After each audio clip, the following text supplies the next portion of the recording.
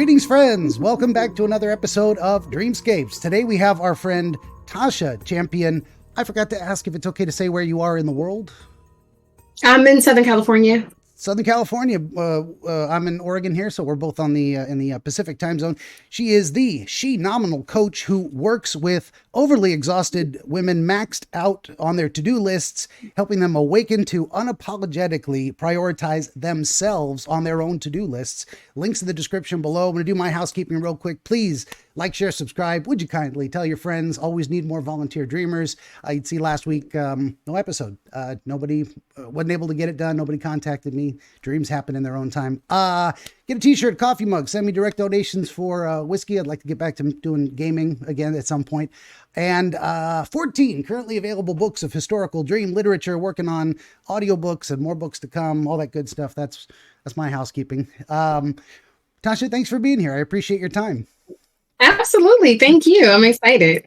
Good deal. Yeah, you mentioned what was it? You just my name, my chosen goofy and yet entirely serious title of the Dream Wizard. And I got the hair going, got to grow it out with the beard and whatnot. Got to look like a wizard, you know, get the channel that Gandalf energy, which is one of my heroes. I mean, so what does it mean to be a Dream Wizard? Well, iconically, and this is interpreting symbols and stuff, a wizard is seen as, say, someone who speaks magic words, knows arcane things, and can kind of see the future. So metaphorically, that's one thing, but literally, you've grown older, wiser. Your hair is starting to gray because you've been around, you've seen some things, you understand the dynamics of cause and effect. You can speak magic words that help people improve or accomplish what they're trying to do. So I take it as goofy as it is and as hilarious as I think it is. Oh, this guy thinks he's a wizard. Yeah, like really, literally. Yeah. I'm trying to be.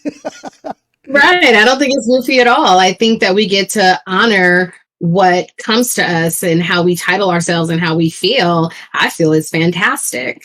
I appreciate that. I'm glad people get as much of a kick out of it as I do. That's the idea. You know, don't take yourself too seriously. I don't, even though I'm very serious about what I do. You got to have fun with it, and so that's absolutely. That's a long story short on the wizard title. Got to call yourself something. You got the Shenomenal coach. You know, not just phenomenal, but although FE is like female, so you got the Shenomenal coach. Let's talk a bit about what you do and how that helps people. Yeah. So again, like you said, I work with overly exhausted women who just feel so weighed down by their list, that to-do list that we write out every day for ourselves, our spouse, our work, our kids, all of that. And when you look at that list, everybody's on it. Everything is on it except for you. Mm-hmm. Because as women, especially when we are moms, when we're running businesses, when we're married, we are the ones that get left off of our to-do list. So what does that cause? It causes stress. It causes anxiety. I can't get this done. What's going to happen if I don't get this done? It causes feeling overwhelmed. And then we end up either shutting down, having breakdowns. We end up not honoring ourselves. So it can cause us to be in hurtful situations. And what I like to do is just really help women unpack all that crap that they have inside of them that prevents them from saying, hold on, I'm still the number one person in my life, and I'm going to unapologetically be the number one person in my life. So we open that life suitcase and we unpack the crap so that you can emerge that Shenomenal woman you were born to be. And Shenomenal is the magnified, phenomenal woman who owns where she is in life, who obliterates her excuses and moves through challenging times, and will also fix the crown of another beautiful woman. So that is what it means to be Shenomenal. Definitely. And those are powerful psychological principles. I like to equate it to the idea of having a good, solid stance, you know, like both feet on the ground. You got to be yourself in a balanced position of strength in order to reach a hand out and help someone else get up off the ground. If you are unbalanced, off balance, physically, like on one leg, teetering, you're going to just get pulled down with someone else. So, and that idea of self-care being a necessary element to your balance in your life, your wholeness, your inner strength that's going to allow you to reach out and help someone else and take care of your daily tasks and your family and your kids, all of that good stuff. It's something a lot of people overlook. They feel guilty. I've got it so much to do. I've got so many people who depend on me. How am I going to take time for me? How am I not going to? And so you kind of help them, number one, get past that barrier of it's okay to care about yourself and take care of yourself. Absolutely. Absolutely. And a lot of times we do that because we've been through some type of cycle of disappointment or frustrations, heartbreaks. It could be dysfunction that we've grown up in, and all these things, all this crap we hold on to almost like it's a badge of honor, to think that we have to put everybody else first, to feel like we can't talk about our feelings, to feel like we can't express like, hey, this hurts me, because in society, we're always told, get over it, or don't be so emotional. So we have all these barriers, and I'm like, screw your barriers. You are one person. This world abundantly loves you. How do you live to be your greatest self? And I help women just fly, first love you. That's good. Yeah. And I think a lot of folks don't have an innate sense of like a toolbox of how to do that, how to pull out that potential. Sometimes we do, and it's not everybody, but some of us really struggle with that in terms of finding out what we're capable of and the best path to get there. So you're offering folks a partnership to, as you said, unpack all this stuff. Let's look at what you're dealing with and how you're putting it to use. We mentioned, like off air just a moment ago, the idea that I lost an episode because my cat walked across the keyboard, and I can hold on to that and let it be a trauma that just destroys me. And I could have given up this whole enterprise. One episode lost, and here we are 92 episodes in. That was back on episode 8. If I let that destroy me and my potential, I wouldn't be talking to you right now. So we got to take those learning experiences and definitely we got to make something positive of it, no matter how. And this is not to downplay anyone's trauma. Horrible, horrible things happen to people. But I personally believe you can take a lot of that, almost all of it universally, and turn it into something good, a way to help other people, a way to help yourself get better. So that's my opinion. So yes, absolutely. Good deal. Well, I know you're a little tight on time today, and I don't want to short you on the dream stuff. So, but I wanted to make sure folks understood who you were and what you're doing here, and your very good work. So we've got Shenomenal.com. We've got on Instagram, the Shenomenal Coach, and on Facebook, TC Champion for Tasha Champion. All these links are going to be in the description below. But if you're ready, we'll do the dream thing. Let's go. I'm all open. So my usual process, I'm just gonna, as everyone should, shut up and listen. And our friend's gonna tell us her dream, and we're gonna see what we can do with it. So I'm ready when you are. All right. So we'll just refer to this person as Guy. So I would say like a little over a year ago, maybe almost 2, I had a dream about a guy that I used to date, still continue to have like friendships because we have a lot of people in common, but we dated. And in that dream, I saw him as he is today. And I was dating that person, and I was also dating him as the person who has overcome obstacles, the person who is like dressing sharply and living his goals out loud, has his shit together. He's, just doing the things that he wants to do in this world. And so I started calling that person Dream Guy. But in the dream, I was dating both of them. I was dating the one who's not doing much, and I was dating the one who is like on top of his game. And interesting, both of them knew about each other. In real life, I wasn't dating him at all. And so I never understood why I was having this dream of this same person as 2 different people. And then I would say about 5 or 6 months ago, I had the dream again, but only about the dream version of him, the one that's got his shit together, the one that's doing things, the one that, shows up confidently and boldly in life. So I'm a person who typically I can intuitively like go, okay, I get this, the symbolisms and the meanings of this dreams. But this one, I was like, it's been over a year plus a second dream, and I'm still left with like, what the hell did that really mean? Well, sometimes, fortunately for me, you need a wizard, and I'm here for you. Yeah. So let's take that. Maybe that second instance, just because it's more recent and more fresh. And if you could walk me through kind of how it played out, beginning to endish, like where did you start in the dream, in terms of the physical environment you could perceive around you, and was he with you at that time?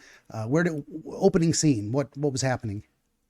Interestingly, I remember more of the details of the first one than I Okay. do the second one. So would you still want to hear the second one first?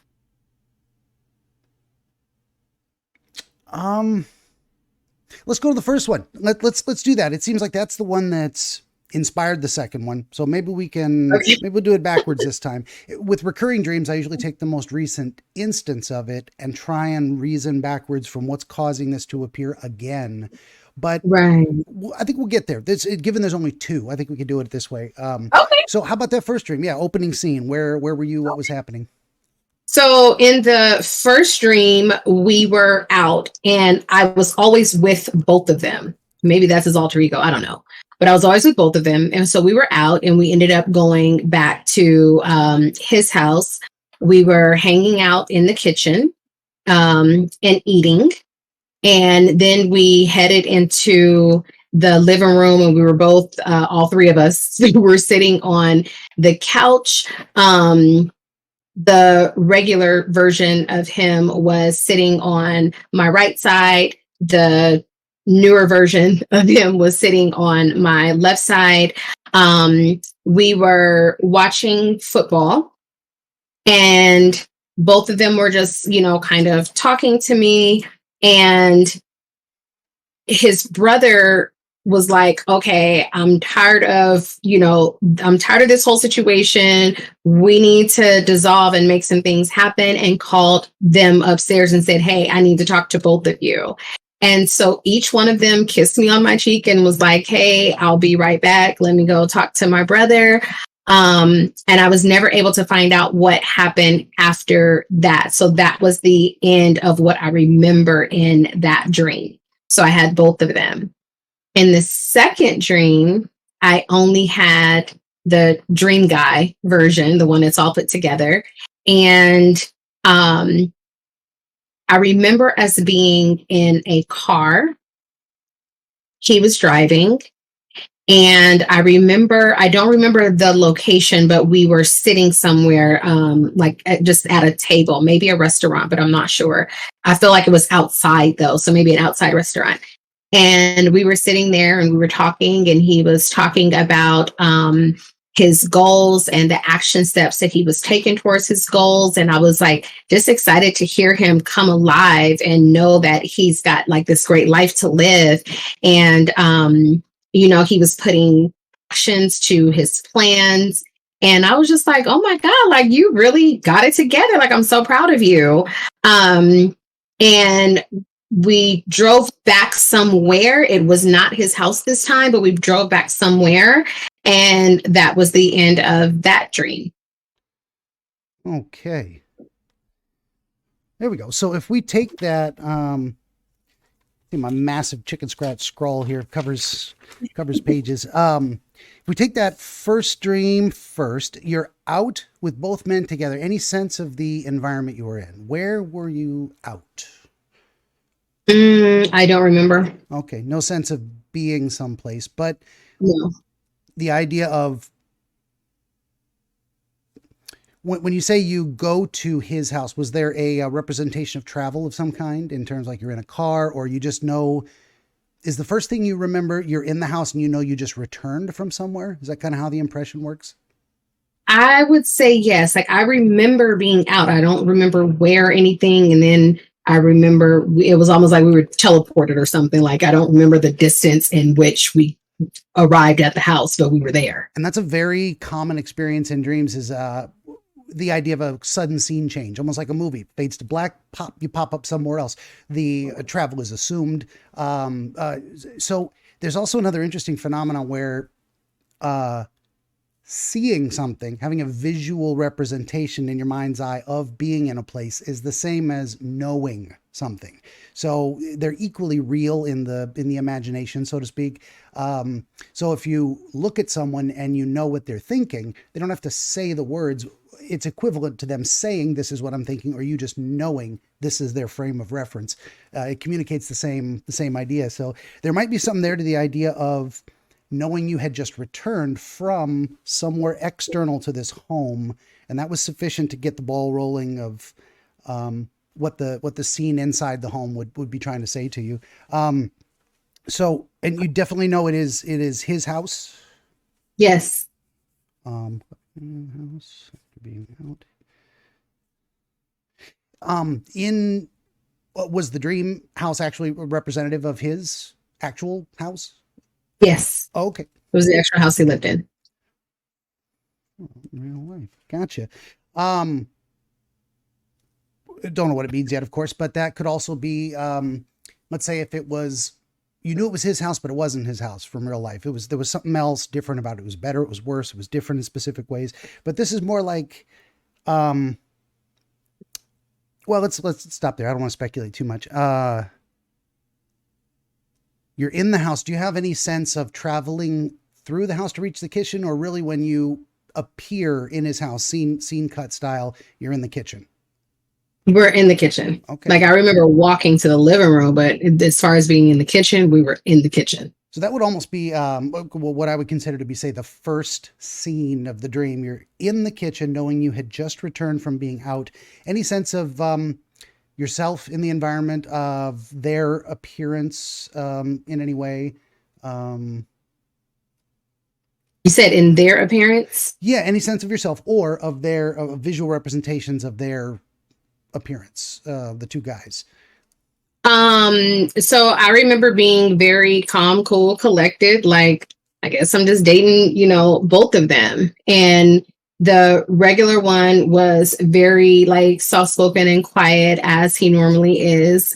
And then the other one was very confident and very like assertive and no arrogance, but just more of like, I know who I am type energy.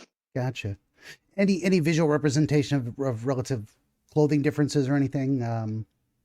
Yeah, the old one, typical like big size t-shirt, shorts.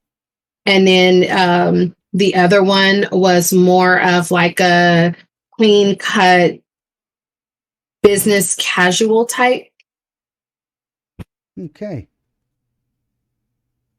And any, at what point did it kind of occur to you, I guess I'm dating both these guys? Was that kind of part of realizing you had just been out with them? As in, I just returned from a mutual date with both of these guys, and here we are in the kitchen. Yeah, I was in my dream. I was very aware that I was with both of them. Interestingly, I've never dated two people at a time, though. Right? Yeah. And well, and it's interesting. It's the same guy. So there are some folks who would say, oh, this means you must want to be polyamorous. Not necessarily. I don't jump to those kind of conclusions. I mean, oh, you're dating two guys at once. That must say something about you. Well, number one, it's the same guy, but it's different representations of him, possibly suggesting, affection for both representations in their own way. You weren't dumping one for the other necessarily. You were dating them both. You've put yourself in that situation that there are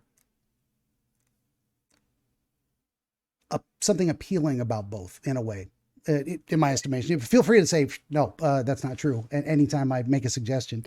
But that said, were there any actions taken in the kitchen? You set down your purse, they opened drawers, was someone cooking, or any action representations take place in the kitchen?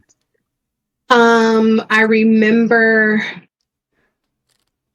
his sister-in-law was in the kitchen and we were just all having a conversation. I'm not sure what the conversation was, but it was very normal, free-flowing laughter. like everybody was aware that it was two people.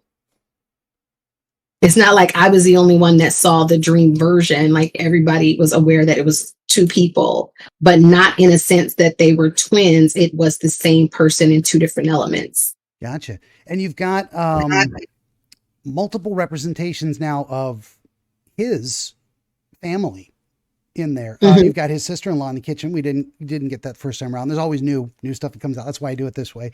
But then later called away by his brother to discuss, to have a, what does Stephen King call it in the Gunslingers? A palaver, the hold palaver. I love those crazy words. And you've got a very comfortable, so you were calm, cool, and collected. Everyone knows what's going on. There was no awkwardness. There was no, there's nothing negative of a social context going. There's free flowing laughter. You're having a great time in this, what feels like a very welcoming environment. I mean, you're welcome there. And anyone else present, or that was pretty much it? No, just, us in the kitchen at this point, just in the kitchen, laughing, talking. That's it. Was the sister-in-law doing anything specific, behaviorally? No, being her normal self. Just kind of chilling. Is that a scene maybe from your real life where you would say, yeah, I think I've been in that kitchen with him and his sister-in-law at some point when we were having a good time? Plenty of times. Hundreds of times. Yeah. Okay. That's very, very common too, that we get these, say, iconic moments of things we've really experienced that crystallize as something that we remember for a reason, a particular type of feeling. So we don't know why yet, but fair enough. I'm letting these things percolate and getting hair in my face. Okay. I'm just asking about behaviors a lot too, because people describe feelings, they describe visuals, and sometimes they don't get into what was the person doing, and sometimes doing things. I asked one gal in another episode, what was this other person doing? I was like, oh, they were getting into drawers. They were looking for something. Aha. What were they looking for? That opened a whole conversation. So no specific behaviors in the kitchen. It's more of a representation of a social environment you've been before, when you feel positively about a place where you felt welcome, calm, cool, and collected. And bam, you've got two guys and everyone knows that you're dating both. So anything that you can think of that spurred the move to the living room? Any point in the conversation? Did someone suggest it? No, I'm assuming because we are all sports fans and a football game was coming on.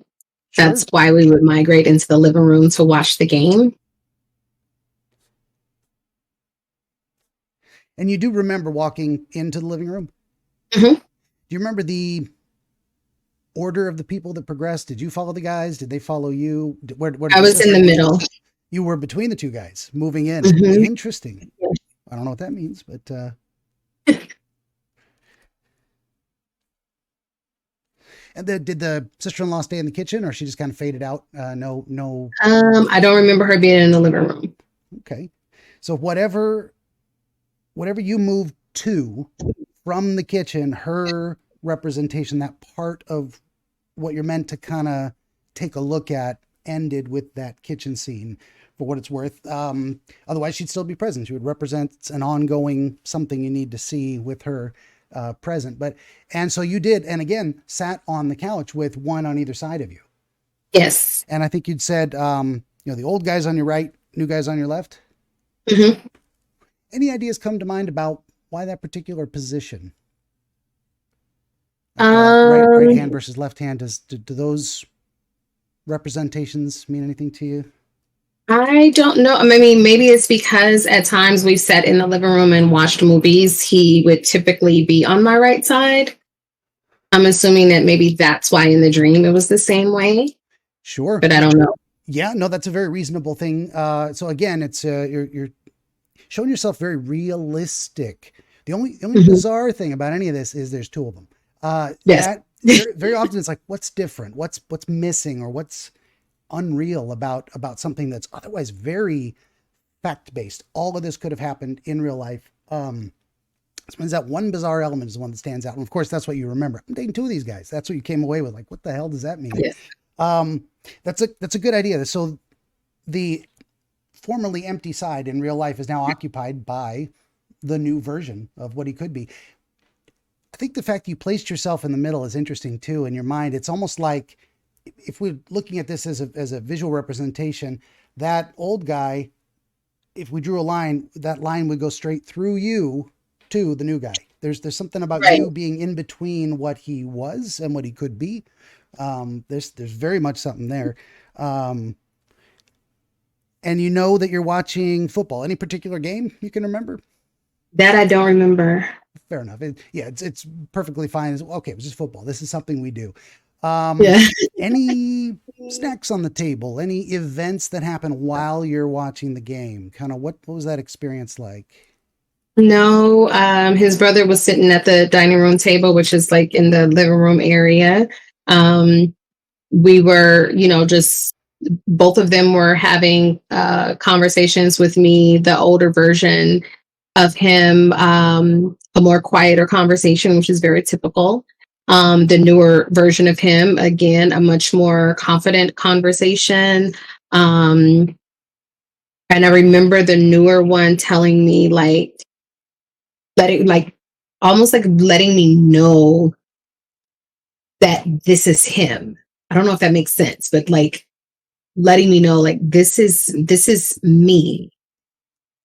But I don't know how to explain it. Yeah, that is exactly what I was going to ask you next, is how that conversation kind of played out. Sometimes there's just the knowing we were talking. I don't remember what it was. Anything else stand out other than that specific interaction with him about letting you know this is me? Any other conversation? You said the old guy was having a very quiet, soft-spoken, nothing, anything stand out about his dialogue, his topics of conversation? Mm-mm. Okay. So No. looks like what you were meant to come away with from this setting is, imagine you're here and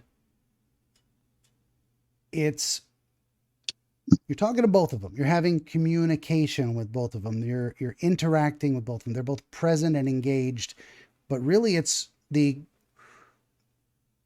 communication from the new version, the new guy, that really wanted to stand out in your mind. And he's letting you know that this is me, this is him, that it's the same, that he is, I don't want to say the same person. How would you characterize that? If you say it's like it's new, but it's the same. I'm trying to take something out of there. Yeah. Yeah, it's not like he was saying as the older version, this is who I'm, working towards becoming. It wasn't that. It was, this is me, almost like, see me. Like, I need you to see me. Like, if that's the best way I can describe it. Yeah. Very interesting. And it was almost immediately on the heels of that interaction that the brother suddenly appears and says, we need to talk. How did he approach? What was his demeanor, if you remember specific words? His demeanor was almost like, okay, enough is enough. Like, both of y'all cannot keep dating this same person. Like, some decisions need to be made. And so he was like, we need to go upstairs and talk. And again, he's talking to both of them. And the newer version kissed me on my cheek first and was just like, I'm gonna go talk to my brother. I'll be right back. Sit tight. And the other one kissed me on my cheek second and was just like, I'll be right back.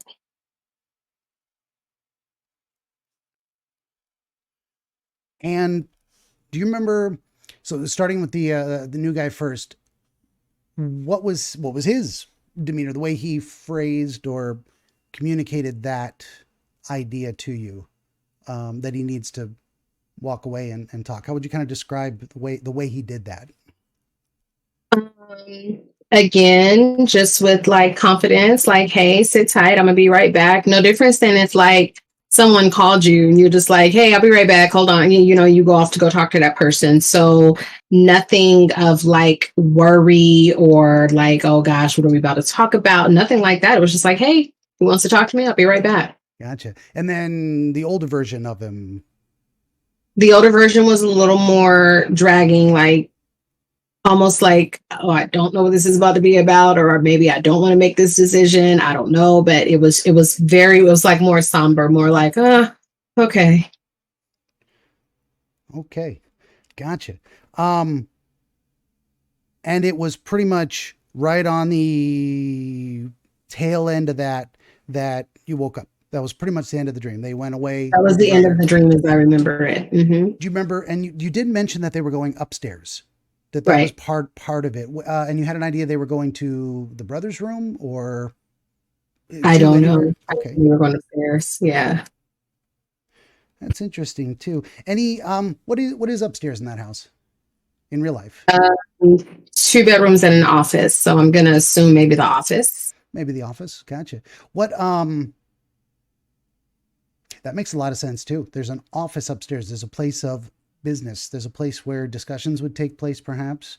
There's a place, honestly, I mean, the first thing that popped into my head was, if part of his transformation is financial success, but not just financial, but like success with a project, success of acquiring skills, competence, just success in general.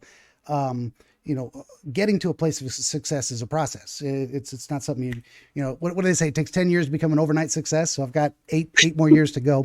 But that's it. So that would be a very powerful representation of, say, where he would need to go to kind of sort himself out, in a sense there. And is his, if it's okay to say, I mean, we're kind of dancing around the edge. We're not naming names. We're dancing around the edge of other people's lives. Is it okay to say, is his brother a role model for success, for getting himself together, for maybe something he could become, Yes. a good source of advice? Yes. Okay, so this is definitely, again, very much like in real life, something that could happen. His brother would take him for a conversation, take him to his office, take him to the place of transformation, of personal transformation, to get his shit together, so to speak. Very, very interesting. Okay, yeah, right. So before we go any further, I like to ask people, giving that deeper look at some of the individual elements, did some things fall into place for you before I make suggestions? I like to not bias people's impression. If they got something, I want to work with that. Right. No, I think the dream came as a pure shock for me. And I can definitely say, like, I spent a lot of time, like, what in the hell did that dream mean? Even like, I may not think about it for months at a time, and all of a sudden it'll pop back up, like, what did that dream mean? So, no, I didn't walk away with like, oh my God, this is one thing, this could happen, this is going to be. I just walked away with like, what the hell was that? Is that? Yeah. Were you dating him at the time the first dream happened? No, Okay, we had already did you'd already kind of broken it off. it. Mhm. How long after did it occur? Oh my God, probably like 2 years after we dated. Very interesting. Mhm. Okay. I would have expected it to be a little more current to that, like, within a week or a month, but a couple of years later, something brought that back. Right. When this dream happened, had you just started dating a new guy or looking at potentials, or? Had I at that point? What's interesting? I want to say it was probably around the time that I had a session with a dating coach. Interesting. Yeah. I'm about 85% sure that it was around that time. Yeah. And now, if you think of it in that context, your discussion with the dating coach about maybe what you're looking for, clarifying your goals. What do you want out of a relationship? What do you want in a man? Mhm. Does anything come to mind in that connection? I would definitely say, yeah, because of course, with the dating coach, you discuss those things, you write about those things, and the dream version of him would have aligned with some things that I discussed with her. Definitely. Very nice. Yeah. That seems like a powerful real life motivator to have this dream where, because what do we got to do sometimes to move forward? We got to look at where we've been. Mhm. Here's a guy I dated, someone I found attractive physically, but also personality wise. There was something about him that drew me to him, even if he wasn't perfect. Nobody is, but you're also looking at that like, well, what was he missing that maybe made our relationship not right for me? And then Right. what would it look like if he was, if this same person that I had affection for, and that's kind of what I was going for with some of my initial thoughts on the idea of dating both people, because in my estimation, you can tell me if this is where your mind goes with it.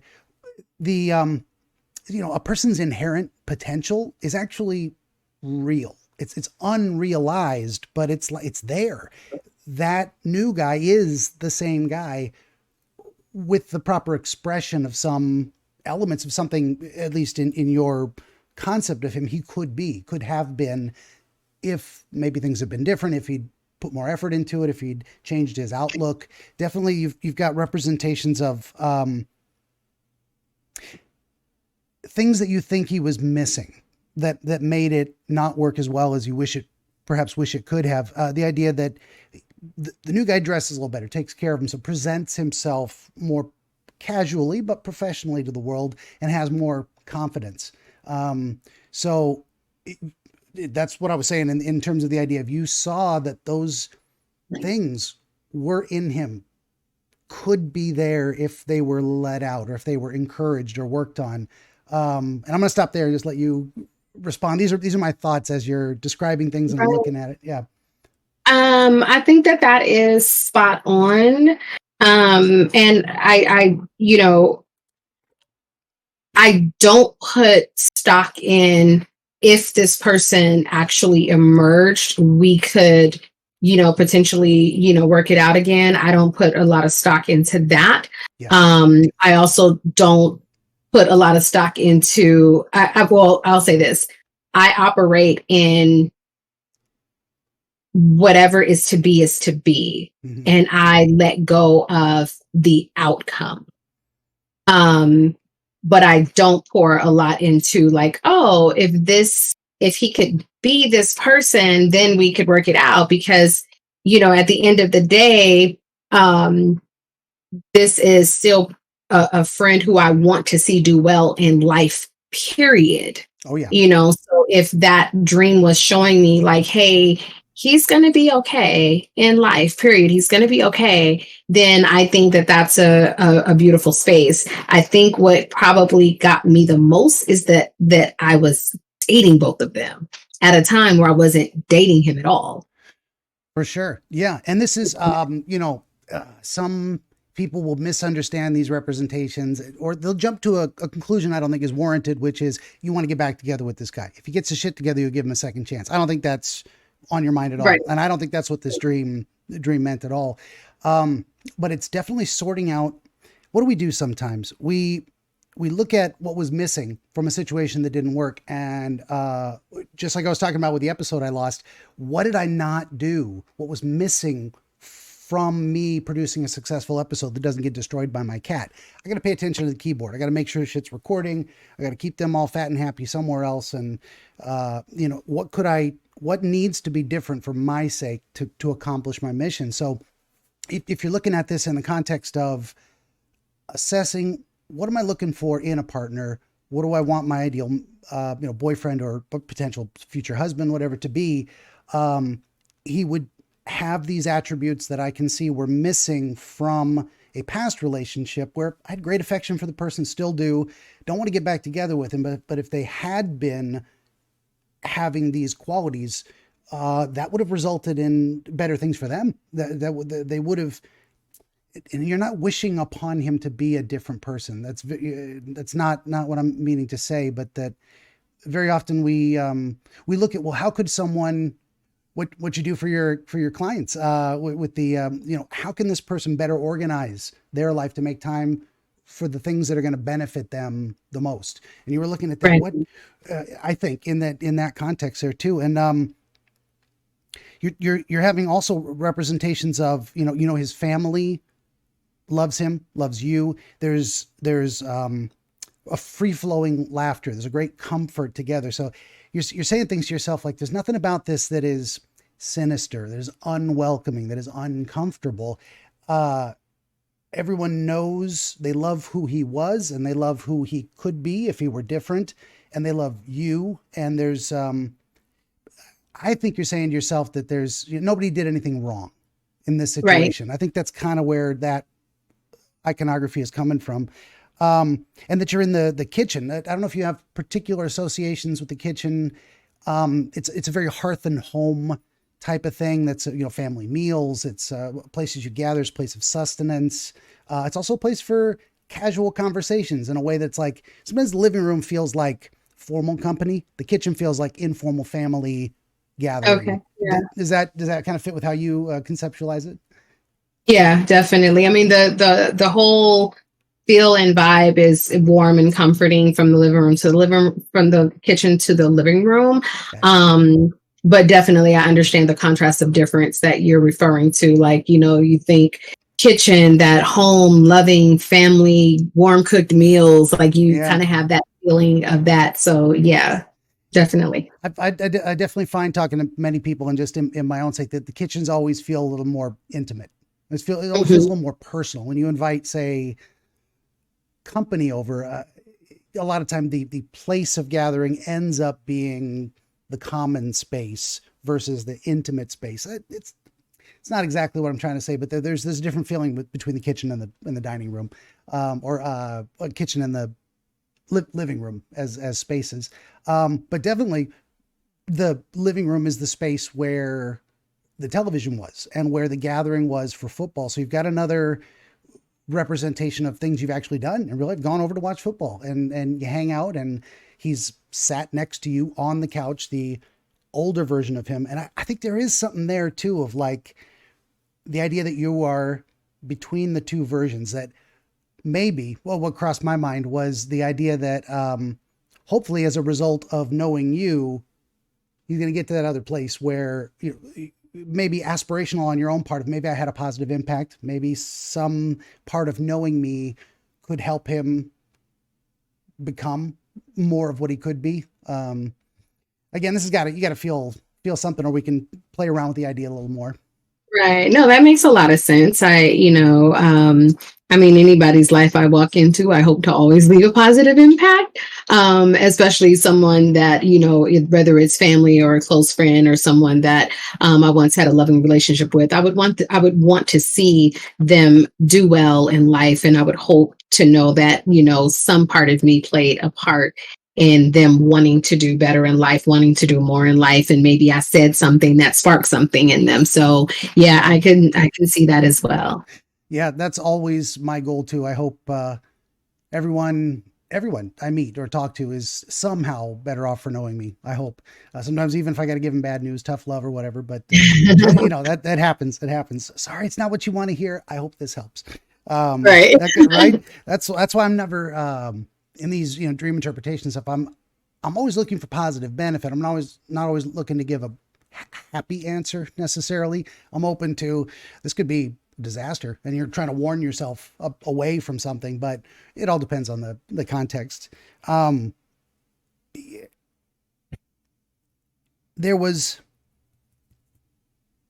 still not struggling necessarily, but unsure kind of how to understand the idea of him letting you know, the new guy letting you know, this is me.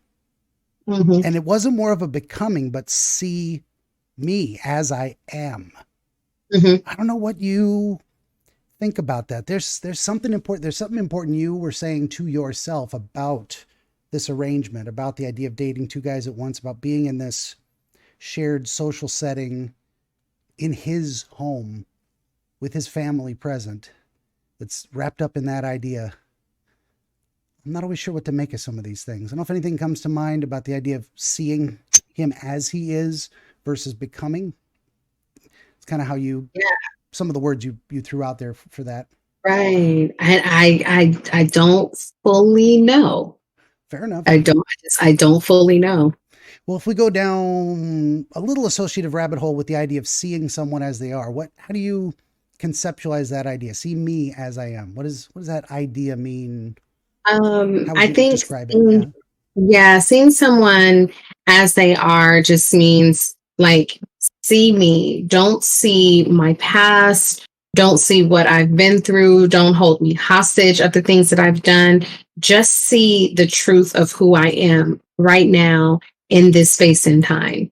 Don't try to look at what the future me is or what could be, but just acknowledge the present and see me in this moment. Can you see my truth, my heart, my genuineness, my authenticity? Can you see me in that light right now? That's what see me as I am means to me. Gotcha. Trying to process that myself too. Cause we bring a lot of expectations to other people, and that can get in the way of really, being present. I think a lot of people do that. And there's kind of the classic, relationship dichotomy of the, say the woman who says, I can fix him, that kind of thing, or, well, and I think on the men's side too, that, once we get married, we'll never change. There's kind of a, interesting reversal there. So yeah, I'm not sure if that spurred any additional thoughts in the context of this dream, the idea that there's two guys in the new version that you've constructed in your mind wants you to see that person as they are. Right. Yeah. I would expect more of the older version, the regular version to say that, because you would expect someone in the now to say, can you just see me as I am? And yet it was the newer version, what I call the dream version, the dream version that was asking me to see him as he is. Yeah. No, that I didn't pick up on that. That's a very important distinction, that it wasn't the older guy that asked you to just see him. He's less confident, less assertive, maybe less expressive. You describe him as more soft-spoken, dressed down. And it's the other guy. It's we might even say improved version, so to speak, wanting you to see him for what he is. And that's maybe if we try and relate it to, there's triggers in dreams that, one, the completion of one thought, we get an association with another. It's that moment or shortly thereafter that seems to be the trigger that brings the brother over to say, okay, now we need to talk about this, and take them both away. And you got the impression that the brother was, that it was a, we need to talk kind of moment. There's decisions that need to be made, and that it needed to come from him. The brother didn't pull you away to go talk and say, look, you can't date both these guys. You got to make a decision. The brother wants him to make a decision, or the two versions of himself. What do you make of that idea? That it's him that needs to make that decision. Yeah. And I don't know if it's like you putting it that way. It's like, it makes me think, like, did he take him upstairs to say, hey, you need to make some decisions in life. Who are you going to be? Are you going to maintain being the person that you are now? Or do you really want to, create and live life to be this confident person, and this person who is, has his shit together, and he's, doing things in life, and he's creating a life for himself? Do you want to be that? Like, I think that's almost a better understanding of the let me go, we need to talk, versus we need to talk because y'all need to make a decision on which one of y'all are going to be with her. Yeah. Or even if it's like, hey, if you're going to be with her, get yourself together so that you can be with her. Yeah. Because ideally, the dream version doesn't really exist in the physical life as it stands. Yeah. You just said something too that I went, whoa, the idea of two persons, the same person getting themselves together, like becoming one. And the brother pulling him away to say that. And I think a representation in your mind too, that something about you doesn't stand between, as in separates the one from the other, but as I was saying before, the knowing you could translate into manifesting that other thing, but that it's not you that can do it. It's got to be the person themselves. I mean, we can encourage and invest time and energy and teach skills, and ultimately the horse has got to drink the water on their own. They got to get to the water. You can take them there and like, here it is, do your thing, and they're gonna make a choice on their own. Right. Okay, so we got all that, but there's actually the second dream. So now that we've kind of not nailed it down, but given it a broader context of, here you are after having seen or visited, spoken with, invested a little thought energy into considering relationships with a dating specialist, and said that might have spurred this dream where I look at someone I dated in the past and analyzed my own feelings about them in the context of our relationship. Where would you place this second dream in terms of life choices? I don't know if I asked you about that, whether the second dream happened at a particular time, a particular set of circumstances. How long ago was that, the second dream? The second dream was, I want to say within maybe the last 6 months or so. Like it wasn't that long ago at all. Okay. It wasn't that long ago. And I don't remember anything that would have sparked it. The second dream, again, it caught me off guard. And it was interesting that the regular version of him was not in the dream. It was only the dream version was in the dream. So yeah, but I don't know what could have sparked that at all.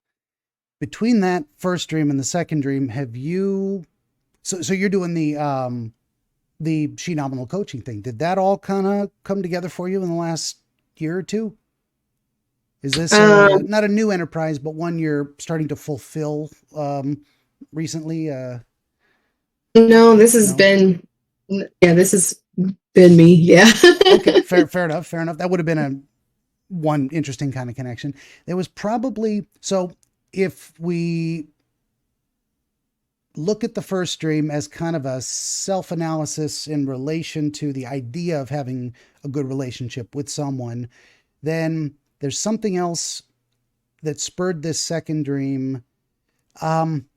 Any noticed changes in him? You say you still kind of move in the same circles. Does he have a new girlfriend? Has he made improvements or changes in his life that you're happy to see him successful at?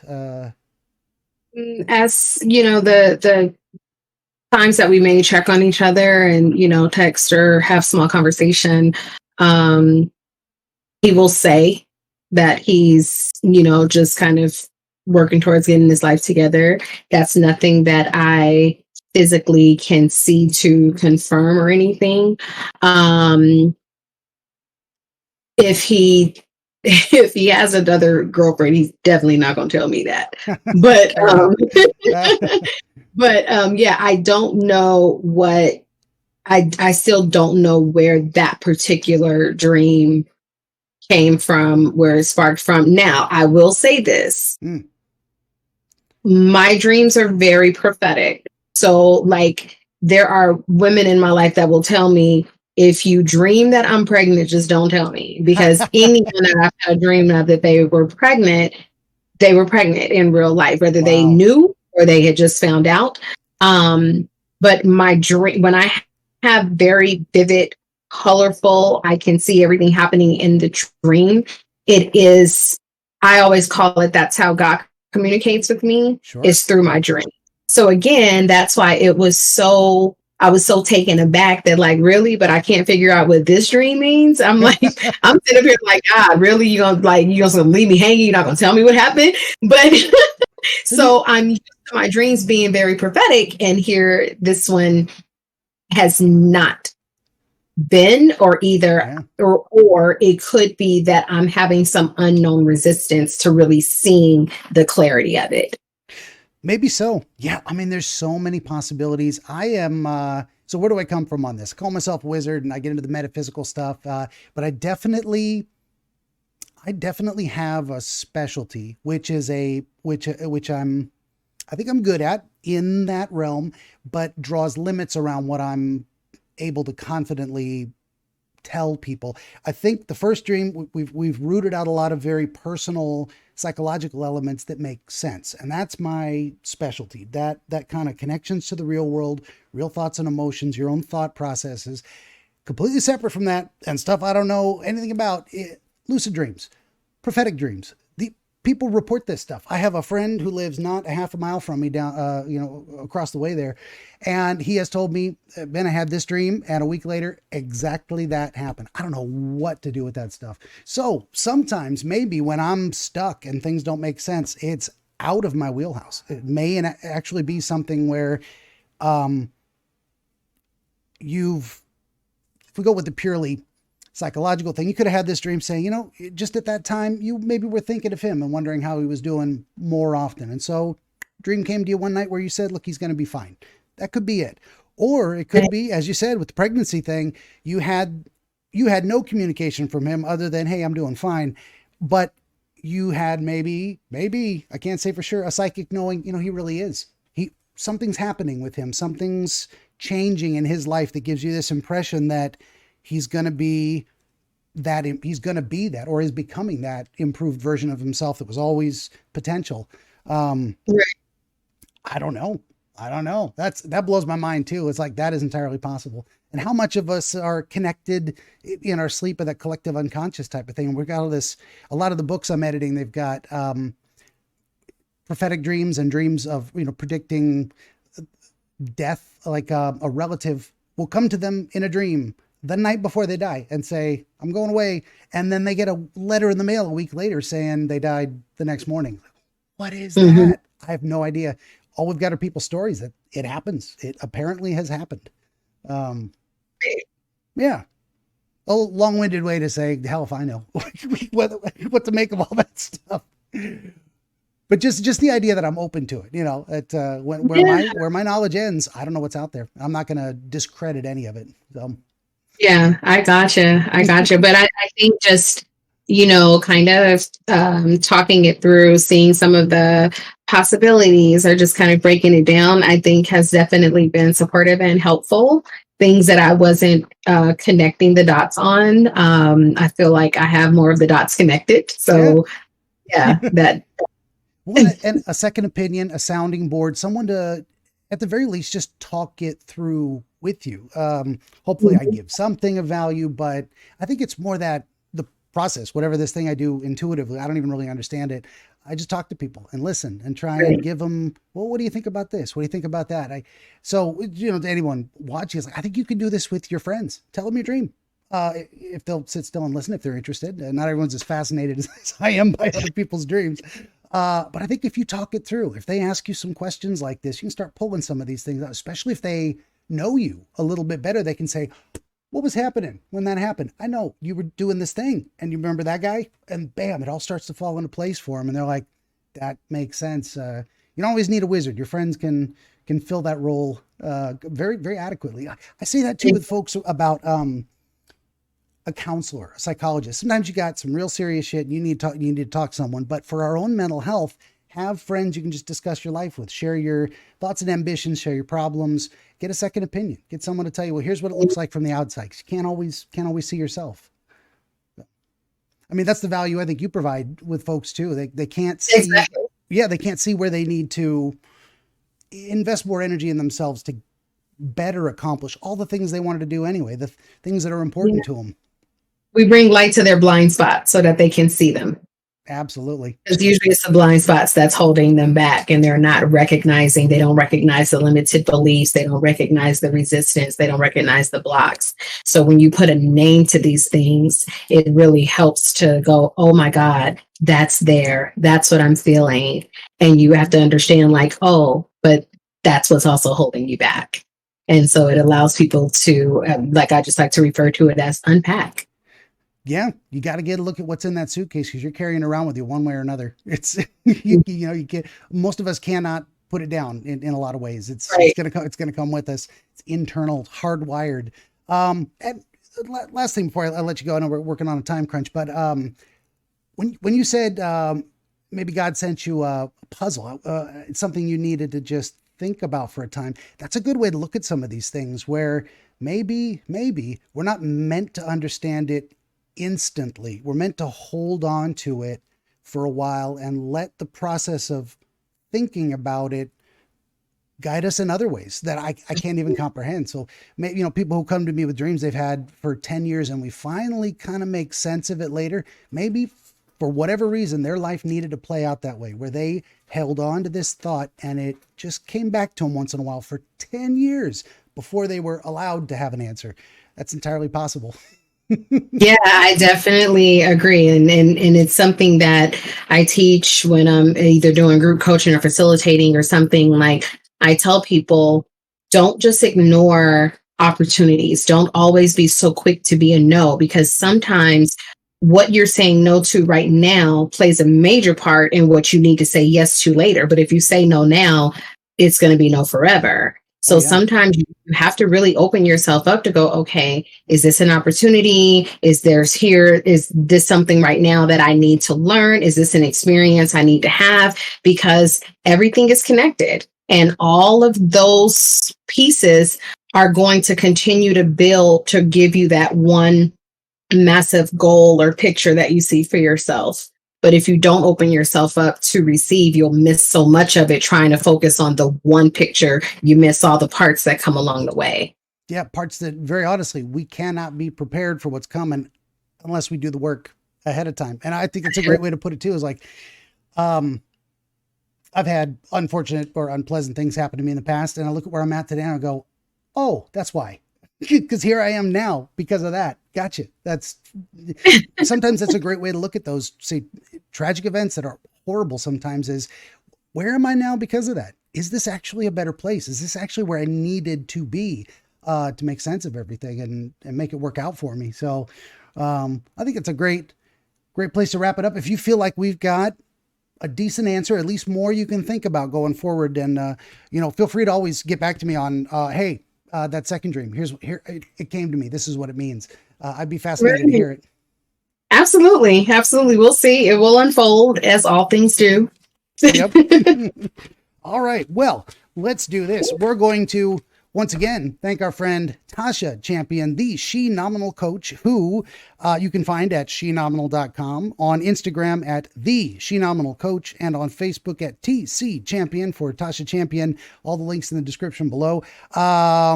Once again, for me, please, would you kindly like, share, subscribe, tell your friends. Always need more volunteer dreamers. Get a t-shirt, coffee mug, buy the wizard some whiskey. 14 currently available works of historical dream literature. Best place to go to look at them all is benjamindreamwizard.com. I never mentioned that. I have a .com. Lots of cool stuff there. Downloadable podcasts and whatnot. Got to plug my own stuff. I'm terrible at that. Terrible. I always feel awkward doing these, doing the housekeeping. Anyway, well, we'll just say, Tasha, I've appreciated your time. Fascinating dream as always. Thanks for being here. Thank you. Have a wonderful, wonderful week. Thank you. Good deal. And everybody listening, thanks for listening.